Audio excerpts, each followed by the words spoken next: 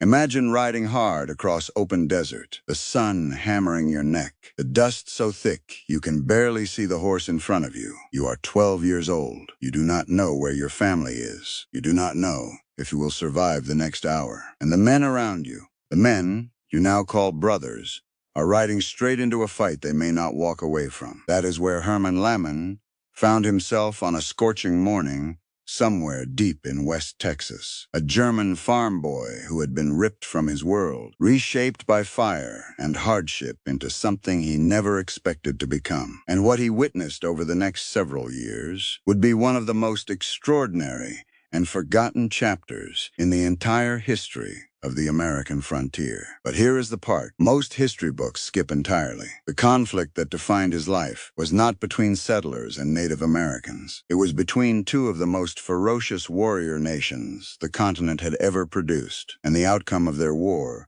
would reshape the entire Southwest. Welcome to Frontier Uncensored. I am your host, Dustin, and today we are going into the brutal, blood-soaked, and surprisingly human story of the Apache and the Comanche. If this is your first time here, hit that subscribe button and stay with me, because this one is going to go deep. To understand Herman Lehmann, you have to understand the world he was thrown into. And to understand that world, you have to go back nearly 2 centuries before the day he was taken. The Apache were one of the original powers of the Southern Plains. Long before Texas was Texas, before Mexico, the Apache hunted buffalo across the wide-open grasslands, harvested from pecan groves, and controlled vast stretches of territory from what we now call the Texas Hill Country, all the way down toward the Rio Grande. They were feared, respected, and deeply rooted in the land they called home. Then, sometime around the early 1700s, something happened that changed everything. The Comanche came down from the north. And here is what makes the Comanche different from nearly every other group in this story. When they first encountered the horse, brought to the Americas by Spanish colonizers, they did not simply adopt it, they mastered it. In a matter of decades,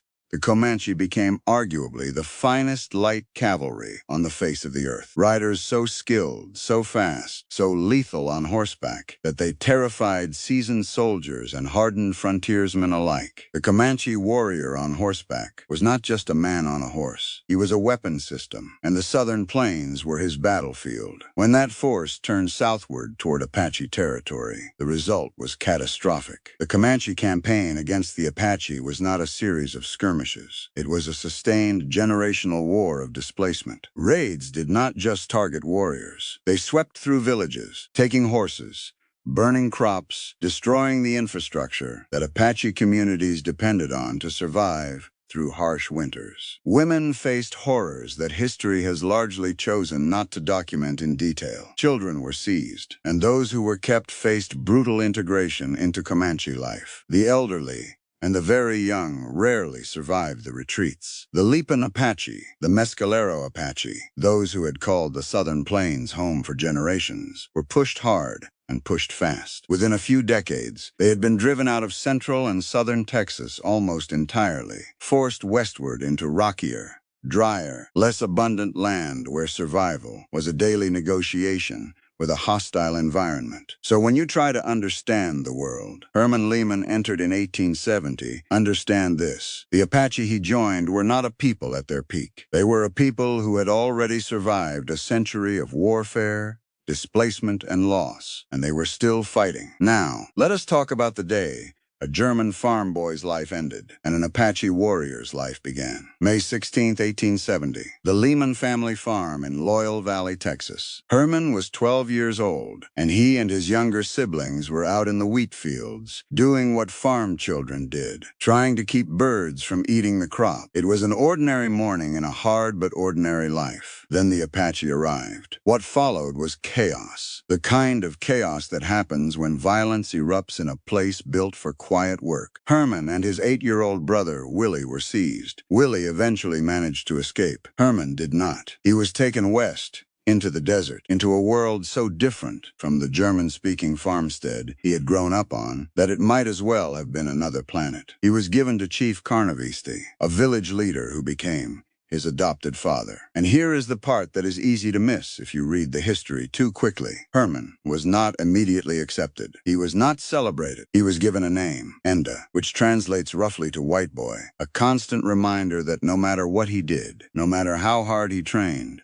some part of his identity remained foreign to the people around him. But Herman was stubborn, and he was smart. And the Apache, whatever hardships they imposed on their captive, were also extraordinary teachers. He learned to ride in a way that no German farm boy could have imagined. Low and fast and intuitive, reading the animal beneath him the way you read a sentence. He learned to track across rocky terrain, where most men would see nothing, to find water in a landscape that appeared to offer none, to move silently through country that punished noise. He learned the languages of the Apache, their customs, their rituals, their way of seeing the world. He learned what it meant to eat a raw liver on the trail, because cooking a fire could give away your position to people who wanted you dead. And he learned to live with the constant, ever-present threat of the Comanche. Now, here is something I want you to sit with for a moment, because this is where the story gets genuinely complicated. The Apache and the Comanche did not just hate each other the way neighboring communities sometimes develop grudges over territory or resources. This was something deeper, something almost mythological in its intensity. The Comanche called the Mescalero and Lipan Apache by a word that translates to gray excrement. The Apache called the Comanche Indeni, derived from a word meaning enemy. These were not diplomatic insults. These were the words two peoples used to describe a relationship that had lasted nearly 100 years and left rivers of carnage on both sides. So when Herman, riding with a young Apache friend named Bobo, came over a ridge one morning, thinking they were safely west of Comanche territory, and heard the sound of approaching hoofbeats. You understand exactly what that sound meant. It meant run. Bobo had a good horse. Fast, trained, responsive. He wheeled and went. Herman had a mule. Now I want you to picture this. A 12-year-old, well, he was older by this point, a teenage boy, who has survived years of Apache life, who has become genuinely skilled and hardened by that life, suddenly dependent on the single worst animal for this situation. Because the mule did not run. The mule spun in circles, tight, panicked, aimless circles. While Comanche warriors were closing the distance on the horizon, Herman screamed for Bobo to help. Bobo kept riding. Then a Comanche arrow struck the mule in the hip, and the mule ran faster than Herman had ever seen it move. It tore through the Apache camp, scattering people, knocking over whatever was in its path, heading for the horse herd at the edge of the village. Herman jumped off, grabbed another horse, and rode back to where the fight was already beginning. He scanned the chaos for Bobo. He found him on the ground outside the village, the arrow still in him, his scalp taken. The boy who had ridden out with Herman that morning was gone. And what happened next is one of those moments that tells you everything about who Herman Lehmann had become. He did not retreat. He did not hide. He joined the Apache warriors, pushing back against the Comanche. Grief turned outward into something colder and more dangerous. He fought. But here is the question I want you to hold on to as we move deeper into this story. When a war has been going on for 100 years, when both sides have lost people they loved, when the cycle of raid and revenge and counter-raid has ground whole generations into dust, is there any possible exit, or does it just keep going until one side is gone? We are going to find out. The battle that day was brutal and extended. The Apache outnumbered the Comanche force that attacked, and they knew this ground. The fighting started around 10 in the morning and continued until the sun began to drop. When the Comanche finally withdrew, they left a significant number of their own behind. But the Apache losses were severe. 20 warriors were gone. 8 more were badly enough wounded that 4 of them would not survive the night, and a 5th perished the following day. Those who had fallen were buried with proper ceremony. The Comanche bodies were left where they lay for scavengers, a deliberate statement of contempt that both sides practiced toward each other. Herman participated in collecting weapons from the field, firearms, bows, arrows, shields, things that were worth more than gold in this world. Every weapon recovered was a weapon that could be used in the next fight. Then the survivors packed up and moved, because in Apache life, staying in one place after a major confrontation was not grief. It was a death sentence. Scouts were sent out ahead. They found two Comanche watching the column from a distance. One did not survive the encounter. The other was taken captive. What happened to that captive is, by 21st century standards, deeply disturbing. By the standards of this war, it was not unusual. Herman himself recorded it in his memoir, 9 years among the Indians, without flinching, because flinching was not something the world he lived in rewarded. But there is a moment in that grim episode that Herman clearly never forgot, and that I think tells you something true about human nature. An older Apache man, a woman actually, who had herself been disfigured by violence in a previous encounter, approached the captive Comanche in secret and cut him down, let him go. In the middle of a 100-year war, in the aftermath of a battle that had just taken dozens of lives, one person looked at an enemy and saw something other than an enemy. We do not know what happened to that Comanche afterward. We do not know what happened to the old woman for her act, but Herman remembered it. The Apache moved northwest, putting distance between themselves and the site of the battle. They made camp near a spring, roughly 60 miles from their previous position. For a few days, there was something like stillness. Then an elderly Apache man had a dream. He dreamed of a massive Comanche force coming for them. He brought it to Carnoviste. The village elders gathered and deliberated through the day, without eating or drinking. A council conducted the way serious decisions were always made among the Apache, with full commitment and no shortcuts. They decided to move again. And here is where you have to appreciate the cruelty of timing. After covering 20 miles, some in the group began to doubt. Maybe the old man had just been tired. Maybe the dream was nothing more than fear given a night story. Maybe they were overreacting, pushing women and children and exhausted warriors through hard country based on one person's nightmare. Maybe they should stop, rest, reconsider. They were still debating it when the Comanche appeared. Not a raiding party, not a scouting force. Dozens of warriors, materializing from the terrain the way the Comanche always did, as if the land itself had generated them. The Apache fought back hard, but this time, the numbers and the position were wrong. In minutes, the small Apache band had lost 40 warriors. Most of the women and children were taken captive. Every horse, every piece of food and equipment, everything they had packed and carried through the desert was gone. Approximately 100 Apache warriors and 6 women survived, on foot, in open country, with Comanche territory between them and any kind of safety. They walked for a month. Herman walked with them, through country that offered almost nothing, surviving on whatever they could find, driven by the particular kind of stubbornness that keeps people moving, when every reasonable calculation says to stop. And when they finally made contact with other Apache bands and shared what had happened,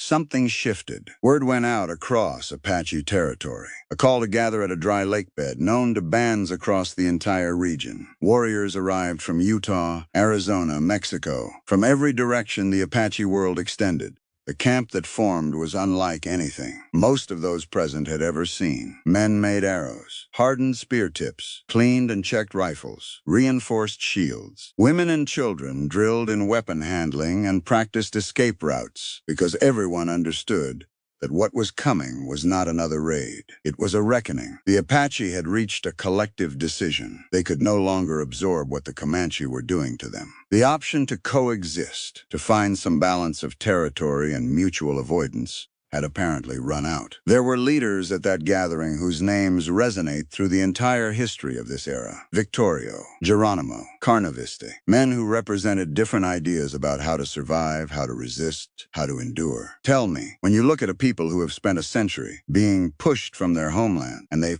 finally gather every warrior they can reach and decide that enough is enough, how do you feel about that decision? I am genuinely asking. Let me know in the comments, because I think this moment is more complicated than it first appears. Victorio was asked to lead a scouting party westward, to find the Comanche position, and assess what they were dealing with, before the full force committed to an attack. He rode out with a group of trusted men. Days passed. More Apache continued to arrive. The camp grew. The tension grew with it. Then Victorio came back, alone, barely in his saddle.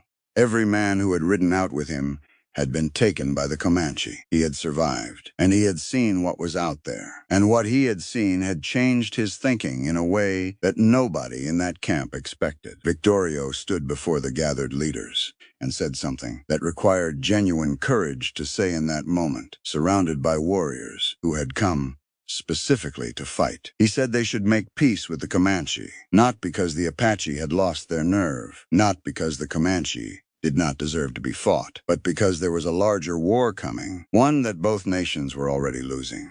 And fighting each other was exactly what the people pressing in from every direction needed them to do. The Comanche were being supplied with guns and ammunition by the same forces that were squeezing Apache territory. Every Apache warrior who fell in this intertribal war was one fewer warrior available to resist the displacement that was already well underway. Another chief named Red Wasp, Dick agreed strongly. He laid out the grievances against the outsiders, the encroachment on hunting grounds, the diseases, the broken arrangements, the steady erosion of everything the Apache world had been built on. He wanted to fight the Comanche now and deal with the other problem after. The debate was real, and it was not easily resolved. But in the end, the decision was made to try for a truce. The next morning, the Apache sent riders toward the Comanche camp carrying a white flag. A Comanche warrior came out to meet them, riding in a wide circle at a safe distance, waving a black shield. That was not a greeting.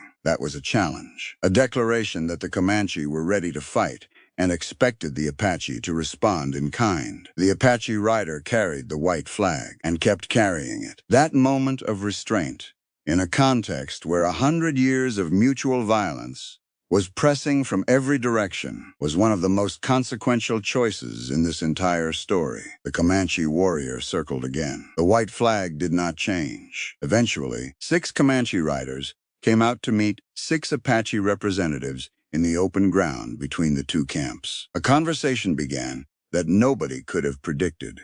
When that morning started, the Comanche put forward a condition. They wanted the Apache responsible for mistreating Comanche captives handed over for justice. They were referring to Carnoviste, Herman's adopted father, who was very much alive. The Apache representatives told them that the man responsible had perished in the earlier fighting. It was not true, but it was what kept the conversation alive. The Comanche, perhaps sensing that the truth of the matter was less important than the possibility of what peace could actually mean, accepted the answer. A truce was formalized. The women and children taken captive in the ambush were returned to their families. There were tears, real ones, the kind that happen when people who expected to never see each other again suddenly do. Some Apache women chose, or were expected, to remain with Comanche families as a gesture of alliance. Whether that choice was fully free is a question history cannot cleanly answer, but it sealed something between the two nations that had not existed for nearly 100 years. The old woman who had freed the captive Comanche warrior, she went with the departing Comanche. Herman noted her departure without much emotion. He had lived too much by then to be surprised by where people ended up. Herman later credited Victorio specifically for what happened that day. Not just for surviving the scouting mission, not just for having the vision to see beyond the immediate war, but for standing up in front of people who wanted to fight and saying something harder than any battle cry: peace, even with people you have every reason to hate, even with people who have earned your hatred across generations. The plan for a united Apache and Comanche resistance against the encroaching outside world, the thing Victorio had argued for, never fully materialized. History moved too fast, and in directions neither nation could control. But the conflict between the Apache and the Comanche, the century-long war of displacement and revenge, effectively ended in that negotiation between two groups of riders on an open desert plain. Herman stayed with his Apache family for 6 years total. His exit from that life was as violent and unexpected as his entrance. He took a life to avenge Carnoviste, a choice that resulted in his exile from the band. He spent a year alone in the wilderness, between the Pecos and Rio Grande rivers, a period that sounds like a story in itself. Eventually, necessity and loneliness drove him to approach a Comanche band, the same people the Apache had just made peace with, and tell them who he was. They welcomed him. They gave him a new name, Montesa, a German farm boy from Loyal Valley, Texas, adopted Apache warrior. Eventually, temporary Comanche, Herman Lehmann had become something that the frontier, in all its chaos and violence and complexity, had accidentally made possible. A man who existed across the lines that everyone else treated as permanent. So here is the thing I want to leave you with. We tend to talk about the conflicts of the American frontier as a collision between two worlds, settlers and Native Americans. That frame is not wrong, but it is incomplete. Because inside the Native American world, there were entire wars being fought, entire civilizations rising and falling, entire centuries of history that unfolded with the same complexity and consequence as anything happening in Washington, or Mexico City, or London. The Comanche did to the Apache what empires do to each other. They expanded, they displaced, they reshaped the map according to their own strength and vision. And then they, too, faced forces they could not outmaneuver, forces that did not care about their extraordinary horsemanship, their military genius, their deeply rooted culture, forces that simply wanted the land. What Victorio understood, standing in that desert camp, surrounded by warriors, ready for a fight that would have served someone else's interests, was that the real war was not the one in front of him. It was the one closing in from every direction. Whether that understanding came too late, whether the truce between Apache and Comanche actually changed anything in the long run, is a question that honest history has to sit with in some discomfort. Herman Lehmann eventually returned to white American society. He wrote a memoir. He was interviewed by ethnographers. He lived long enough to see the world that had taken him in become something unrecognizable. He lived until 1932. He never fully belonged to any of the worlds he had passed through. The farm boy was gone. The Apache warrior was gone. The Comanche newcomer was a season, not a life. What remained was something harder to name. A man who had seen the frontier from the inside, from multiple insides, and had survived to tell it. Think about what it means to spend 6 years in a world that brands you as the outsider, and still choose to fight for it, still grieve its losses, still feel its victories as your own. Identity is not always born. Sometimes it is forged, under conditions that most of us will never face, out of something harder than blood and something more durable than memory. Do you think Victorio made the right call? Was the truce a masterstroke of strategic thinking, or did it cost the Apache a chance they needed to take? I want to hear your read on this one. Drop it in the comments. If this story got under your skin the way it got under mine, subscribe so you do not miss what comes next. We are going to follow Herman Lehmann into the next chapter of his life among the Comanche, and then into the reckoning that was waiting for everyone on the frontier who thought the land could still be saved. I am Dustin. This is Frontier